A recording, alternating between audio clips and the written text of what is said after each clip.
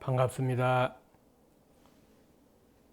저는 오늘 원불교 전서 상시 응용주의 사항 6조에 대해서 말씀드려 보겠습니다. 대종사님께서 공부인에게 상시로 수행을 훈련하기 위하여 상시 응용주의 사항 6조를 정한다 하셨습니다. 어느 날 원음방송 TV에서 밤 9시 저녁 정진 시간으로 연불과 좌선을 하고 상시 일기 등을 점검하면서 저녁 심구와 108배 절 프로그램이 진행되고 있었습니다. 그때 저는 이제 가가불불 시대가 열려가고 있구나 하는 반가운 마음으로 함께 시청하였습니다. 평소 밤 9시에는 TV의 주요 뉴스를 시청하며 일상적 일과로 지내왔던 저는 이제 가능한 원음 TV와 이 시간대를 함께 하려고 노력 중입니다. 따라서 오늘 설교 제목도 상시 응용주의사항 6조로 하여 스스로 이 뜻을 다져보고자 하는 마음으로 대종경 대산정법사 법어, 각산 문집 등을 참조하여 공부해 보고자 합니다. 이제 새시대 새 불법으로 어느 때든지 어느 곳에든지 모든 사람이 각자 상황에 맞게 공부할 수 있는 이 6조 공부는 기상에서 취침까지 상시로 육군작용의 모든 경계를 세심하게 주의하며 끊임없이 법으로 길들이고 실생활 가운데 삼대력을 얻어나갈 수 있도록 상시 응용주의 사항을 내놓은 것이라 할 수 있습니다.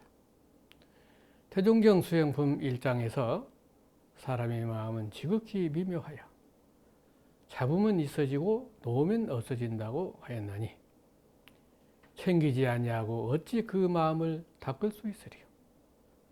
그러므로 나는 또한 이 챙기는 마음을 실현하기 위하여 상시 응용주의 사항을 정하였고 그것을 조사하기 위하여 일기법을 두어 물샐 틈 없이 그 수행 방법을 지도하였느니라 하셨습니다. 다음은 상시 응용주의 사항 6조 조항을 조목별로 보면 1. 응용하는데 온전한 생각으로 취사하기를 주의할 것이요. 2. 응용하기 전에 응용의 형세를 보아 미리 연마하기를 주의할 것이요. 3. 노는 시간이 있고 보면 경전 법규 연습하기를 주의할 것이요. 4. 경전 법규 연습하기를 대강 마친 사람은 의도 연마하기를 주의할 것이요. 5. 석반 후 살림에 대한 일이 있으면 다 마치고 잠자기 전 남은 시간이나 또는 새벽에 정신을 수양하기 위하여 연불과 좌선하기를 주의할 것이요. 6. 모든 일을 처리한 뒤에 그 처리권을 생각하여 보되 하자는 조목과 말자는 조목에 실행이 되었는가 못 되었는가를 대조하기를 주의할 것이니라 라고 되어 있습니다. 태산종사께서 이 6조 공부는 인간 개조의 묘방이요 용심법의 강령으로서 대종사님께서 평생을 상시로 응용하신 주의사항이며 선성들과 다르신 점 하나가 이 법을 내놓으셔 누구나 다 스스로 성불하여 영겁에 불태전하도록 하신 점이고 과거에도 없고 미래에도 없는 대도정법이니라 하셨습니다. 그럼 1조를 들어가 보겠습니다. 응용하는데 온전한 생각으로 취사하기를 주의할 것이요. 이 1조는 온전한 생각으로 취사하는 공부입니다. 온전한 생각은 일단 멈춤입니다. 마음의 검문소를 설치하여 일상의 대소작 안에 하자는 것은 무엇이며 말자는 것은 무엇인가 또 어떻게 할 것인가를 고민하자는 것입니다. 가령 차도나 인도에서 신호등의 멈춤을 무시하고 질주한다면 그 결과는 어찌 될 것인가? 멈춤은 행복이요 멈춤 없는 과정은 불행이 올 수 있습니다. 정전 고락법문에서 고를 면하지 못한 것으로는 1. 보는 대로 듣는 대로 생각나는 대로 자행자지로 육신과 정신을 아무 예산 없이 양성하여 철석같이 굳은 연고고 2. 육신과 정신을 법으로 질박아서 나쁜 습관을 제거하고 정당한 법으로 단련하여 기질 변화가 분명히 되기까지 공부를 완전히 아니한 연구다. 3. 응용하는 가운데 수고 없이 속히 하고자 함이니 라고 하셨습니다. 이는 온전 생각 취사가 되지 않아서 그리 된 것이 아닌가 생각해 보십니다. 그러므로 행주자와 어묵동정 간에 응용하는 데 온전한 생각으로 취사하기를 주의할 것이라 하셨습니다. 온전 생각 취사를 방해하는 것은 또한 무엇인가? 수행품 7장에서 내가 아니 생각해도 될 일을 공인히 생각하고 내가 안 들어도 좋을 일을 공인히 들으려 하고 내가 안 봐도 좋을 일을 공연히 보려 하고 내가 안 간섭해도 좋을 일을 공연히 간섭하여 이 일을 할 때는 정신이 저 일로 가고 저 일을 할 때는 정신이 이 일로 와서 부질없는 망상이 조금도 실사에 없는 것이 비로소 공부에 인해 크게 어릴 바라 하셨습니다. 나와는 무관한 일에 관하여 시비에 말려들지 말아야 된다는 말씀입니다. 우리는 늘 많은 일 속에서 바르게 판단해야 할 일들이 많이 있습니다. 이럴 때 바른 판단을 위해서는 어떻게 할 것인가? 그 일을 당해서 생각이 나지 않은 경우에는 여러 사람의 생각을 합해 보자. 10사람의 법을 응하여 제일 좋은 법으로 믿으라 하셨는데 여러 사람의 의견을 들어서 제일 좋은 방법은 선택해 보는 것입니다. 또 한편으로 미처 생각이 나지 않거든 놓아두고 생각을 기다려보기도 하고 미뤄보기도 합니다. 늘 쉬지 않는 생각에서는 큰 생각이 솟아나지 못하기 때문입니다. 그래서 생각을 쉬어도 보고 놔도 보고 미뤄도 보면 생각을 궁굴려서 마타게 되면 원만한 지각을 얻게 된다 하셨습니다. 취사하는 공부로는 그래서 바른 판단을 얻은 후에는 바로 취사를 해서 결단 있게 실천을 해야 합니다. 아무리 좋은 생각이라도 실행이 없으면 열매 없는 것과 같습니다. 온전한 생각으로 취사하는 공부가 잘 되게 하는 방법은 경계를 대할 때마다 계문을 잘 지키고 솔성열언을 실행하고 법문을 펴준 자와 실천을 하게 됩니다. 교통사고의 원인 중 제동장치의 고장이 큰 비중을 차지하듯이 마음을 사용할 때 마음을 멈추지 못하면 실수의 원인이 되기 때문에 일단 멈춤이 체질화되어야 합니다. 일단 멈춤이 공부의 관건임을 알아서 일을 지는 데에 반성 참여하고 심구와 기도로 타짐을 해봅니다. 온전한 생각으로 취사하는 것이 마음 공부의 핵심임을 알아서 금강경 응무소주 이생기심의 소식을 대하면서 늘 경계를 대할 때마다 주한 바 없이 그 마음을 내라고 한 것에 그것은 즉 경계 속에서 마음을 낼 때 감정이나 욕심이나 습관 그리고 선입관 아상, 상식 그리고 자기 지식이나 상에 추착하여서 그런데 마음을 내지 말고 오직 빈 마음에서 취사를 해야 바른 취사가 된다는 것입니다.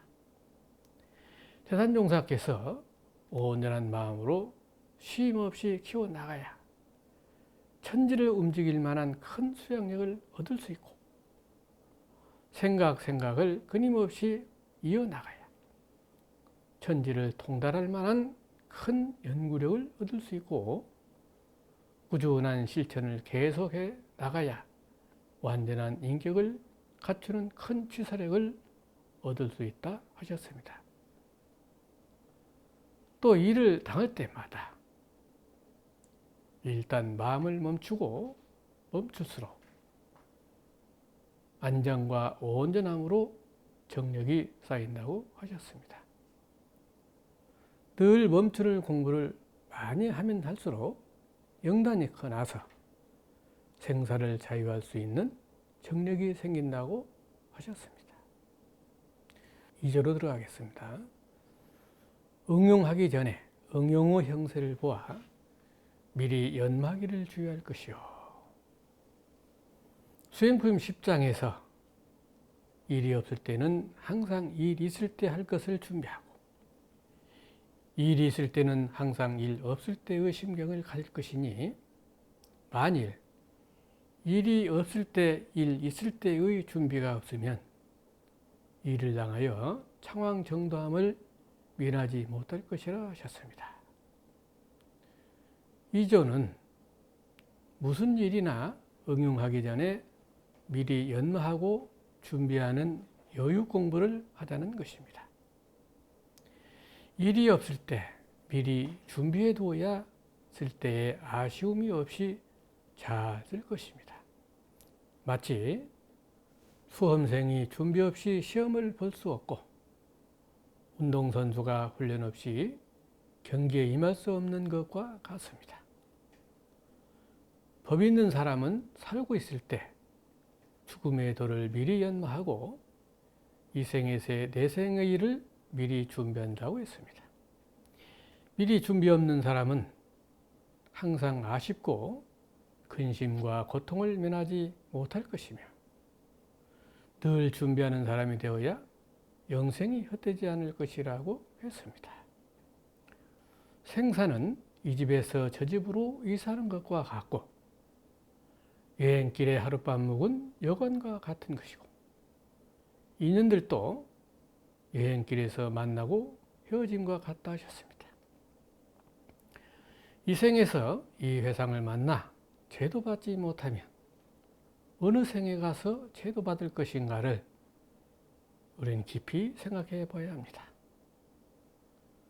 태산종사께서는 대종사께서 나이가 40이 되면 수염에 불끄듯 공부하라 하신 법문을 받들고 40살부터 더욱 금욕하고 정진적공하셨다 합니다. 마음의 정력을 쌓기 위해서는 육군을 늘 멈추어서 함축해야 한다 했습니다. 착심 두는 것 없이 걸림없는 마음을 길들이며 그를 위해 원착과 애착과 탐착을 놓아야 합니다.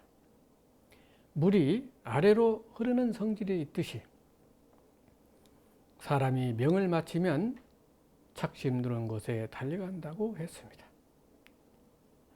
생사 없는 영생을 보아서 사회의 공포에 벗어나는 것입니다. 평소 큰 원과 좋은 서원에 종자를 심어야 한다고 하셨습니다. 어느 분이 수술실에서 성불세종 큰 소리로 외치면서 마취해서 깨어났습니다. 수술 전 아마 어찌 될지 모르니까 최후 일념을 챙기느라 성불세종을 염원했던 것 같습니다. 그리고 그 시에 깨어나면서 최초 일념이 되어서 성불재중이라고 하는 큰 소리를 친 것이죠. 그래서 성불재중의 서원이 좋은 서원의 종자입니다. 3조로 들어가겠습니다. 노는 시간이 있고 보면 경전법규 연습하기를 주의할 것이요. 여가 있는 대로 경전과 법규를 연습하라는 말씀입니다. 틈나는 대로 늘 경전을 펼치며 인간 삶을 길을 찾는 것입니다. 어느 날 제가 잠시 들른 어느 시골 장터에서 콩나물을 파는 한 할머니가 잠시 틈을 내서 성경책을 펼쳐보면서 한없는 평화로움과 행복을 느끼고 계신 것을 보았습니다. 이렇듯 긴 시간보다 잠깐의 시간을 내어 경전을 펼쳐보는 것도 큰 도움이 될 것입니다. 모두가 바쁘다 합니다. 우리는 왜 바쁘고 무엇 때문에 바쁠까요? 한가할 때는 한가할 줄 알아야 하고 바빠야 할 때는 바쁠 줄도 알아야 합니다. 그러므로 노는 시간을 잘 소정하여 그 시간에 진리를 연마하라 하신 것입니다.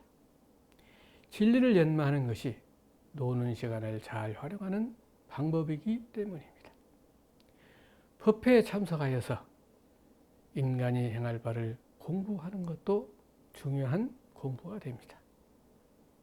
따라서 이 3조는 묻고 배우는 큰 공부로서 천지는 법이요 산 경전이므로 어느 때 어느 곳에서나 공부하는 대중을 놓지 말라는 말씀입니다. 솔성열은 5조에 주생낭위하지 말고 그 시간에 진리를 연마하라 했습니다. 시간 선영과 경전과 진리를 연구할 때 나의 영생과 모든 문제를 책임지고 지도해 주실 스승님이 필요합니다. 스승을 모시고 살아야 합니다. 경전도 나의 자주력이 확립되기 전에는 이것저것 많이 보게 되면 수행길과 공부 표준이 막연하여져서 아는 것도 모르는 것도 확실치 않아서 진척이 없게 됩니다. 그렇기 때문에 시대에 맞는 원만한 경전을 선택하는 것이 중요합니다. 제 부교무 시절 부잣집에 한 교도 할머니가 대낮에 집에 혼자 계시면서 교전 쓰기를 하고 계셨는데 다음 장이 넘어가지 않고 글씨가 써지지 않아서 잠시 휴식을 위해서 방에서 나와서 보니까 이때 아들 방에 도둑이 들어서 돈을 막 훔치려는 찰나였습니다. 도둑이 놀라서 할머니에게 흉기를 내물었으나 이때 이 할머니의 침착한 모습에 그대로 달아났다고 하면서 경전 공부에 일심 집중했던 그 기운이 눌려서 장대 같은 큰 도둑이 물러간 것 같다고 했습니다.